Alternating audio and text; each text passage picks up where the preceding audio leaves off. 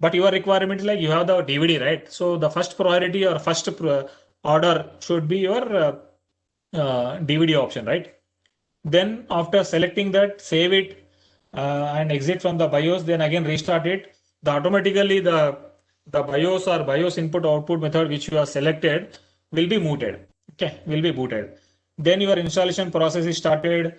After completion of installation, the system will be rebooted. Okay. So, but what is the file system? Basically, a Windows will have, and what is the file system will Linux will have? Can anyone can tell from the chat? What is the file system? Windows obeys, yeah, Windows FAT32, correct, Alok NTFS, EXT, FS. Yes, EXT is for Windows also, Raju. EXT on, yeah, EXT3 or EXT4 for non Linux. NTFS for Windows partition, new technology file system for the Windows. Extendable file system for the Linux. So the latest file, can you tell me what is the latest file system for the Linux? Can you tell me the version name? Yeah, BetterFS for Linux. What is the latest for yeah, FAT also correct? FAT also for Windows. EXT16, EXT16 or EXT4. Yes, EXT16 is the file system. So the basic difference between your this the file system partition is you have to see like what exactly the file system will be there. Okay, so there will be like NTFS, that is a new technology file system, and there will be like Linux file systems. There will be like ext5 file systems. Okay, so all those things will have a basic priorities, and that depends upon your how many partition you can make. Okay, so can anyone can tell what how many primary partition we can create from your what is the standard primary partition you can make from your hard disk, existing hard disk? What is the maximum number of? Yes, 4 primary. What about logical? Logical extended. So the default is 4 primary. So can we make more than 4 primary partition? Is it possible? It's not possible, right? The 4 is the default primary partitions. Okay. So again, you can make n number of logical partitions, then followed by your extended file systems, right? So these are the basic and the level of your partition size, and what are the different weight level of your partitions and all those. Okay. So these are some of the things you have to check for while you are creating any partitions and while you are creating any file size and all those things. Okay. So these are some of the things which we have to see and you have to check, etc. Okay. So I'm just coming to the Ubuntu file structure. So when you install your OS, okay, when you install your OS, so these are the different file systems. Okay. So when you install the Windows operating system, what are the file system? What are the things you observe in your OS partition? Can anyone can tell from the chat?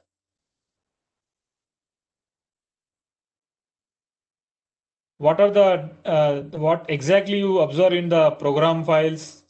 Program files and all those things will be there, right, in the C partition. So similarly, in the Linux, you have all those file structure. Okay. So you have a root file system, you have a /home, you have a /bin. So /bin is nothing but all your binary applications, like most of your executable files. Okay. So in case of Windows, what is the format of your software? Suppose you download from something from the internet, what is the file format you observe? .exe. What about the Linux? What about the Linux? Suppose in the case of Ubuntu only, what will be the, yeah, .deb. So can we install the .exe file in your Ubuntu? Can we install a .exe in Linux or Ubuntu? Yes, exactly, Raju. There is a Wine application through which we can install the exe file. But that too, there is a limitation. If the file doesn't go deep into the DLL, you can install your Windows exe files. Okay. Suppose it is a 2 KB or 3 KB or 4 KB, you can install using the Wine application.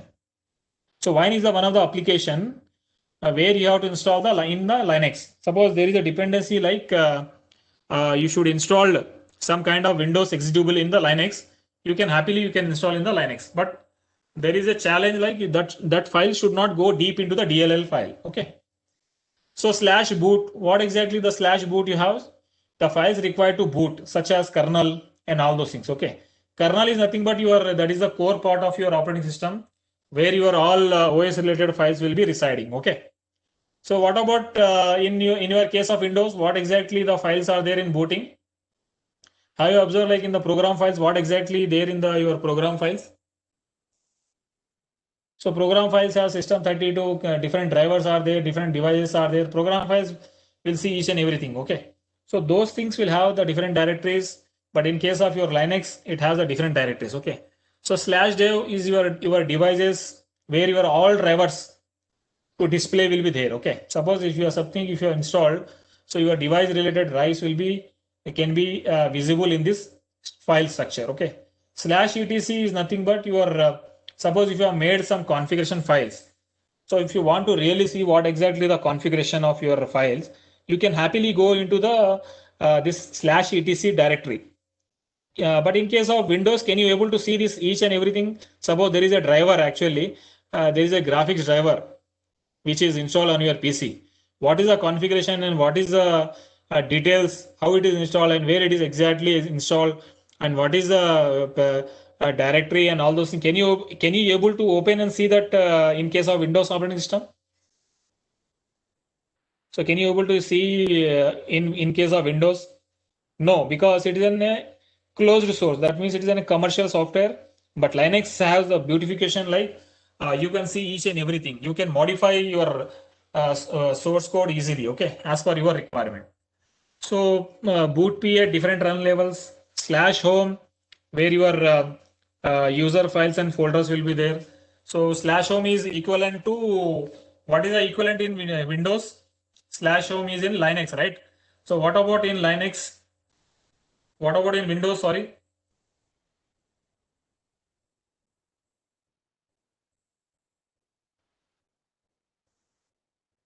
Yeah, C. So under the C, so what will be there? There are users are there, right? The similar thing in the Linux is slash home. Okay. So same thing, yeah, C users, correct, user, under the user, you have two different users, Tayyab and Nandishwar, right? So as followed by some users. So under the slash home in Linux, you can also create n number of users. So there might be a Bhushna, there might be a Tayyab, there might be anyone, okay? So n number of users can be added into your slash home directories, okay? So slash media is nothing but your, suppose there is CD-ROMs are there, digital devices are there, cameras are there. So you can see in the slash media file structure, right? Yeah, X window is nothing but your where you have to see, sir. X window is your the configuration modes, sir, where where exactly your display related things are there. No configuration for the X window system. Suppose if you are using a remote desktop, okay. Some systems and some monitors will have the graphical issues. Okay. So for that related, if you want to change the configuration as per your prerequisite and as per your dependencies, so you can go to the slash etc slash x11 configuration. Okay. That's the graphical related or display related things. Okay. Slash mnt. So slash mnt is nothing but your mount file systems. But in case of Windows, so it's in plug and play. In case of Linux, also it is in plug and play. So slash opt is nothing but where your optional programs. That means the programs which on the golden parameters. Golden parameters nothing but which are required for to boot from slash opt only. Okay. So, but in case of your Windows, you can save in your any directory. You can save in C directory. You can save in the D partition. You can save in your what we say like E partition, whatever the partition. Okay. The same thing has been sys temporary files, user applications, the slash where. This is the main thing. Like as you've seen, like slash var. Okay, this is the one of the file structure where all your logs, databases, etc. will reside. Okay. So whereas in your case of your Windows, where exactly the directory will be there? So suppose where exactly you see the logs of your Windows PC in case of Windows operating system. So we'll see the same thing in the Windows hardening. Okay. So what is the event viewer and how to check if suppose any event happens, at what time it happens and what with which application it has been happened and whether it has been success or failure. Such kind of things we'll see in the Windows hardening part. Okay. So this is the one of the just overview we are giving for the Linux. Like basically, like nowadays we have to know about what exactly the Linux, what exactly the Windows is, and how far we are using different flavors of Linux. Okay. So those are the things are there. So we have to see as per the requirements. Okay. So coming to the IP address assignment, assigning a IP address to your client machine, right? So in case of Windows, how you assign your IP address? Can anyone can tell from the chat?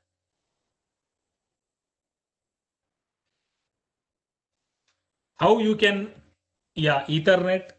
So going to the control panel, after going to the control panel, you have to go to the Ethernet network settings.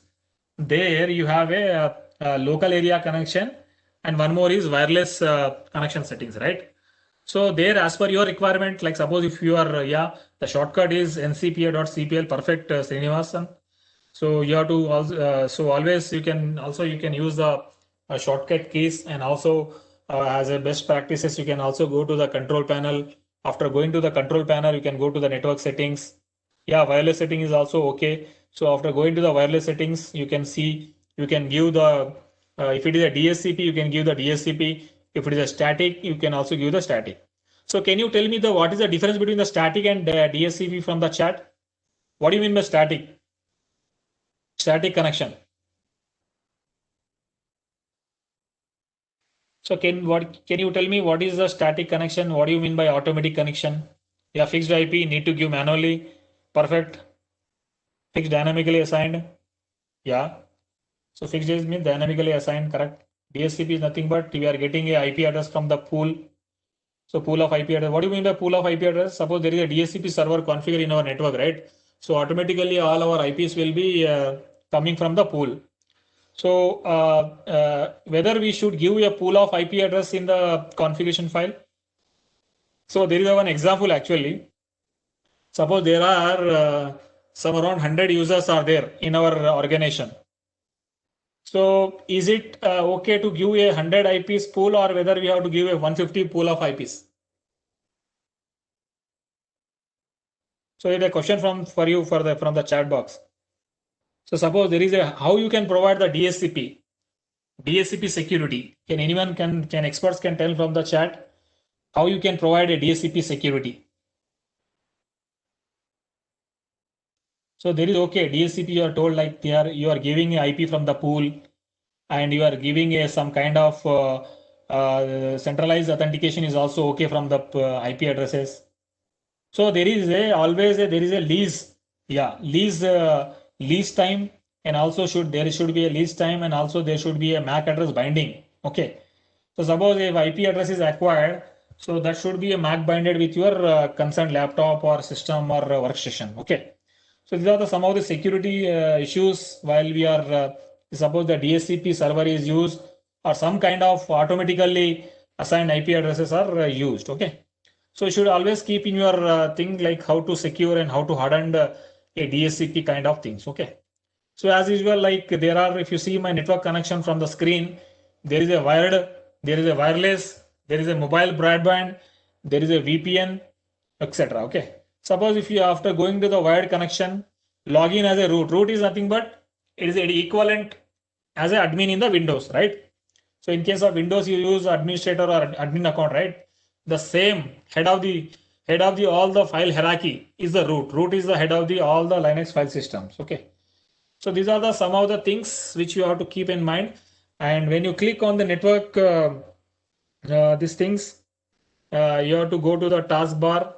So you have to give that IP addresses on the concerned IPs. Okay.